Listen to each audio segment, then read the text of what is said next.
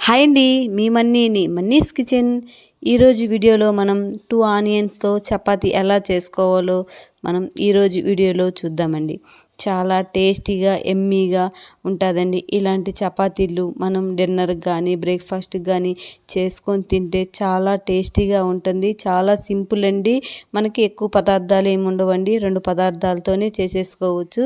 మనం ప్రాసెస్లోకి వెళ్ళిపోదాం. ముందుగా మనం ఒక బౌల్ అనేది తీసుకొని అందులోకి 1 కప్ అనేది గోధుమ పిండి అనేది వేసుకున్నానండి. మెజర్మెంట్ మీ నచ్చినట్లు చేసుకోవచ్చు. 2 కప్పులైనా చేసుకోవచ్చు, 1 కప్ అయినా చేసుకోవచ్చు. నేనైతే 1 కప్పు తీసుకున్న గోధుమ పిండి. అందులోకి కొద్దిగా ఆయిల్ అనేది వేసుకున్నానండి. ఈ ఆయిల్ గోధుమ పిండి బాగా మిక్స్ అయిపోవాలా. అప్పుడే మనకి చపాతీ అనేది స్మూత్గా అనేది వస్తాయండి. దీంట్లో కొద్దిగా సాల్ట్ అనేది కూడా యాడ్ చేసుకోవచ్చు. కాకపోతే నేను వేయట్లేదండి. లోపల మనకి స్టఫ్ కోసం మసాలా పెడుతున్నాం కదా, అందుకని నేను చపాతీ పైన పిండిలో మనం ఉప్పు అనేది వేసుకోలేదు. మీకు నచ్చితే వేసుకోండి. తర్వాత మనం పిండిని కొద్దిగా వాటర్ వేసుకొని కలుపుకోవాలండి. ఒకేసారి మనం వాటర్ అనేది వేసుకొని కలుపుకోకూడదు. కొద్దిగా వేసుకొని మనం కలుపుకోవాలి. ఈ పిండి అనేది మనకి కొద్దిగా లూజ్గానే ఉండాలా, మరీ గట్టిగా ఉండకూడదు. కొద్దిగా లూజ్గా ఉంటే మనకి బాగుంటాయండి. చూడండి, అలా లూజ్గా అయిపోయిన తర్వాత కొద్దిగా 1 స్పూన్ ఆయిల్ అనేది వేసి మళ్ళీ మనం కలుపుకోవాలా. చూడండి, చపాతీ ముద్దని మనం పక్కన పెట్టేసుకొని నేనైతే మీడియం సైజు 3 ఆనియన్స్ అనేది తీసుకున్నానండి. ఇవి సన్నగా కట్ చేసుకోవాలండి. మరీ లావు కట్ చేయకూడదు. సన్నగా మనకి బాగా చూడండి ఎంత నైస్గా సన్నగా కట్ చేసుకోవాలండి. మీడియం సైజు 3 ఆనియన్స్ అని తీసుకున్నా. పెద్దవి అయితే 2 తీసుకోండి. ఇవి మనకి 4-5 ముద్దలు అంటే 4-5 చపాతీలకు వస్తాయండి 2 ఆనియన్స్ అనేది పెద్దవైతే. చూడండి, మనం తగినంత సాల్టు, కారము, ధనియాల పొడి అది మీ టేస్ట్ని బట్టి వేసుకోండి.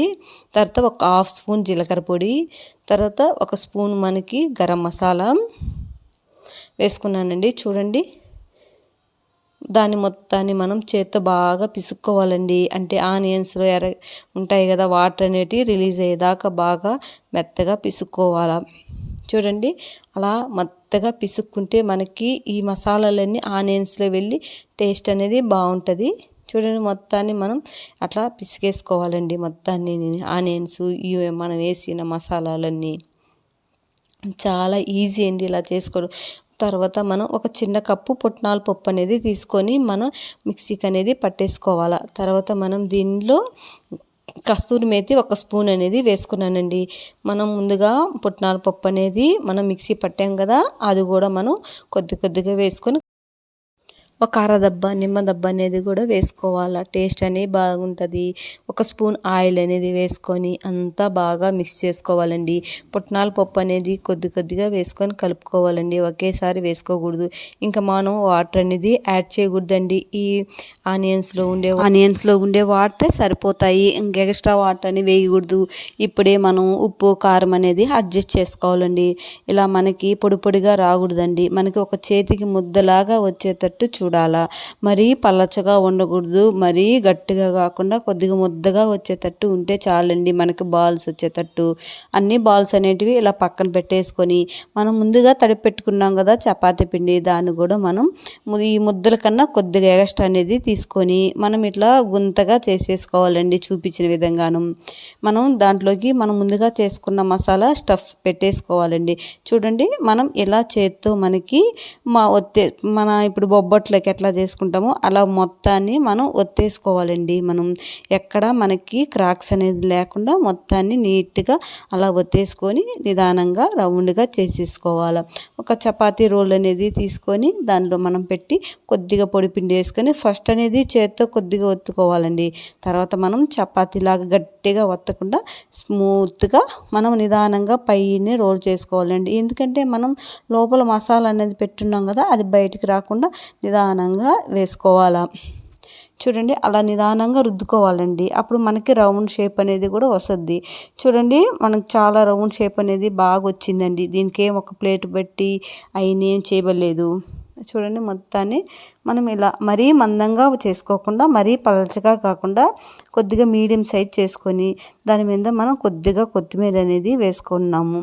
మీకు కావాలంటే నువ్వులైనా వేసుకోవచ్చండి. నేనైతే కొత్తిమీర అనేది వేసుకొని కొద్దిగా పొడిపిండి అనేది చల్లుకున్నాను. చూడండి అలా పొడిపిండి చల్లుకోవాలండి. మొత్తాన్ని చూడండి బాగా వచ్చాయి కదా మనకి ఇవి చపాతీలు. ఇలా ఒక్కసారి ట్రై చేయండి, చాలా టేస్టీగా ఉంటాయి. అసలు చాలా స్మూత్గా అప్పటికప్పుడుగా చేసేసుకోవచ్చు. చూడండి అలా మనం చేసేసుకొని దానికి ఎక్స్ట్రా పిండి అని ఉంటుంది కదా చపాతీకి, దాన్ని కూడా అటు ఇటు అంటే అదంతా మొత్తం ఊడిపోద్దండి. తర్వాత మనం ఒక పెనుము అనేది పెట్టుకొని మనం హీట్ అయిన తర్వాత అందులోకి వేసేసుకోవాలండి. మనం ఫస్టే ఆయిల్ వేయలేదు, కొద్దిగా అటు ఇటు కాలిన తర్వాత ఆయిల్ అనేది వేసుకోవచ్చు, లేకపోతే లేదండి. చూడండి అలా మనం మీడియం ఫ్లేమ్లో పెట్టుకొని అలా ఒత్తుతూ ఉంటే మనకి పూరి ఉబ్బినట్టు ఉబ్బిపోతుందండి.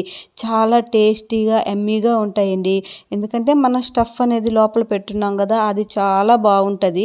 ఒక్కసారి ఇలా ట్రై చేయండి, చాలా టేస్టీగా ఎమ్మీగా ఉంటుంది.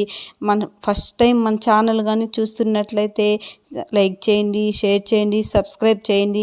మీ ఫ్యామిలీ ఫ్రెండ్స్కి షేర్ చేయండి ఈ వీడియోని. చూడండి మొత్తం చపాతీలన్నీ చేసేసుకున్నానండి. చూడండి ఎంత బాగా వచ్చాయో.